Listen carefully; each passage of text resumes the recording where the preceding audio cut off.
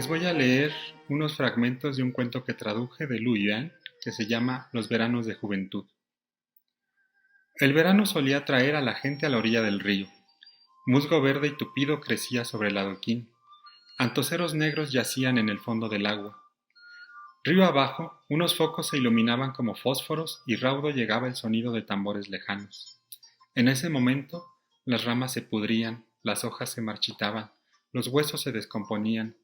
Uno tras otro se convertía en polvo y se mezclaba con el cielo infinito de este mundo sombrío. Mi padre se amarraba un extremo de una soga a la cadera y el otro a una llanta abandonada.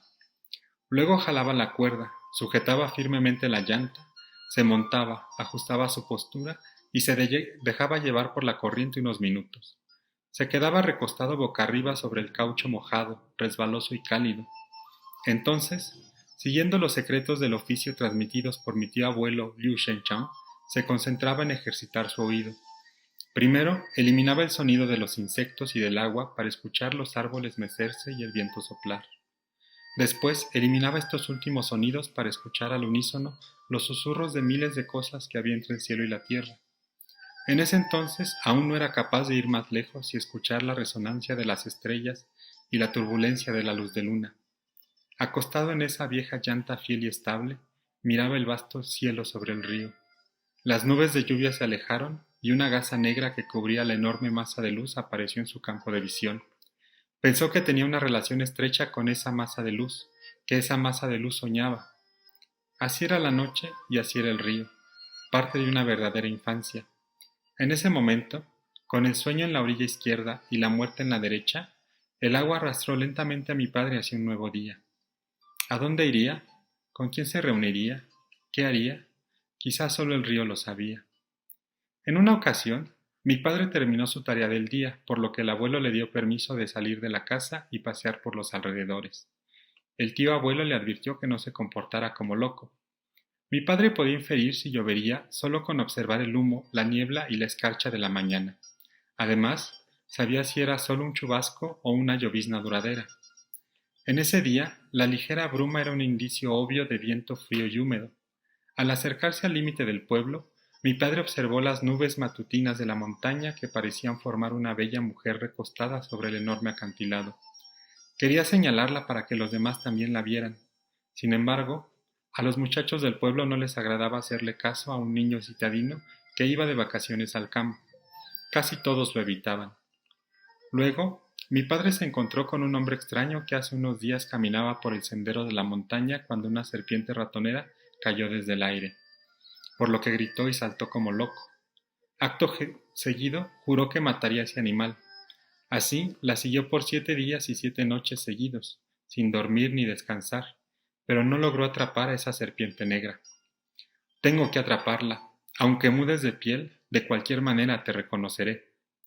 Luego de decir estas palabras, el hombre extraño le dio a mi padre un palo de 3 ramas y 9 hojas, y le dijo: esto repara la vitalidad y aumenta el vigor sexual. En una ocasión, Atón sufrió una golpiza por parte de mi tía abuela por culpa de mi padre. Cuando terminaban las vacaciones, mi padre regresaba a la capital de la provincia. El abuelo casi siempre lo acompañaba hasta la estación de tren. Se levantaban a las 4 de la madrugada, desayunaban rápidamente y recorrían unos 35 kilómetros de caminos rurales para alcanzar el tren que paraba en el condado de Fuxi a la 1 de la tarde. Cuando salían del pueblo, el abuelo se ponía en cuclillas para que mi padre se trepara en su espalda. En esa ocasión, el abuelo estaba muy ocupado y no podía ir, por lo que le pidió prestado a su vecino 2 caballos para que Atong y Aning cabalgaran hasta la estación de tren. Mi tío Atong le encantaba jugar pesado, así que, a medio camino, decidió dar rienda suelta y apretar el paso, por lo que la yegua sobre la que cabalgaba mi padre también salió volando, e incluso el pueblo que estaba al lado del camino pasó volando. ¡Primo! ¡Primo! Era la primera vez que mi padre cabalgaba y estaba muy asustado. En su desesperación se agarraba con fuerza de las riendas. ¡Me voy a caer! Atón le dijo: no tengas miedo.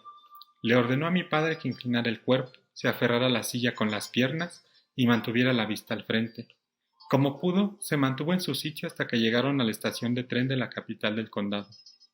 Mi padre se bajó del caballo, sacó dinero para comprar el boleto Entró a la plataforma y descubrió que su entrepierna se sentía resbaloso. Extendió la mano y la palma de la mano se le había empapado de sangre fresca. El muslo se le había excoriado. Cuando mi tía abuela se enteró de esto, en su ira golpeó a Tom mientras le gritaba: ¿Crees que son muchos, pequeño demonio? ¿Crees que son muchos? Lo que ella quería decir era: tus primos no son muchos, solo es uno, es muy preciado.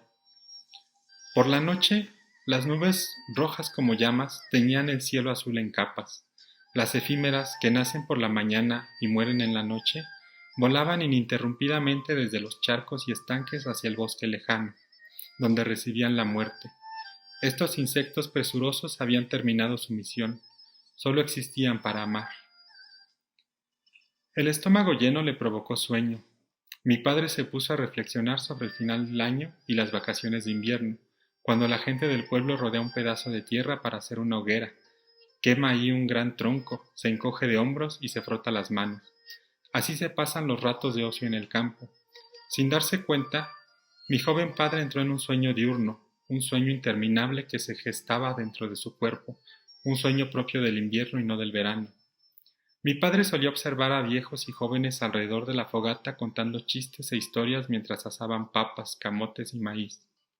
En una ocasión, un muchacho inquieto tomó unas mazorcas y una a una las aventó al fuego, donde los granos se abrían, reventaban y salían disparados.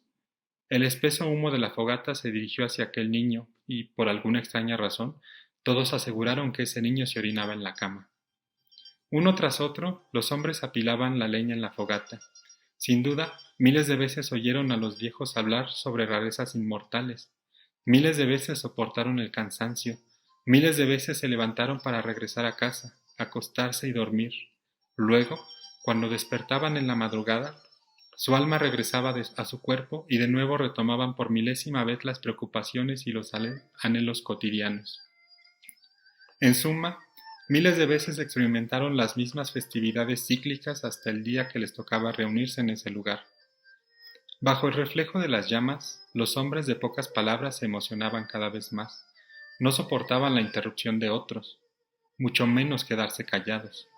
Esos pares de ojos brillantes intoxicaban al hablante, competían por la curiosidad, el interés y la veneración de los oyentes, lo que se convertía en veneración y admiración para sí mismos. Los cuentos de los viejos permanecían en la mente de los niños y su rastro nunca se desvanecía. En esa época, mi padre también solía sumergirse en estas pláticas extrañas sin poder precisar su propio sentimiento. De pronto, se imaginó que tenía una mano grande que se extendía continuamente hacia el cielo nocturno, como si quisiera agarrar algo inmaterial, pero resultaba inútil y no le quedó más que regresar a la tierra. Esa noche, mi padre soñó que un caballo blanco corría a lo largo de la orilla del río. Pasada la medianoche, unas nubes oscuras flotaban a poca altura en el horizonte y una tormenta se abalanzaba sobre los picos de la cordillera.